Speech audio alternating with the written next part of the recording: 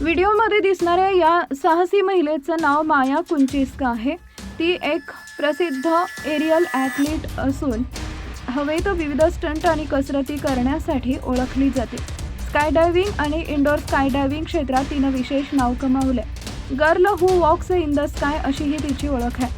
Viral झालेल्या या व्हिडिओमध्ये माया ढगांच्या पार्श्वभूमीवर अतिशय सहजतेनं मूनवॉक करताना दिसते। तिचा तोल, आत्मविश्वास आणि हालचालींची अचूकता पाहून अनेक जण आश्चर्यचकित झाले। पहिल्या नजरेत हे दृश्य AI किंवा एडिटिंगच्या मदतीने तयार केल्यासारखं वाटतं, मात्र प्रत्यक्षात हा तिच्या कौशल्याचा भाग असल्याचं सांगितलं जात आहे।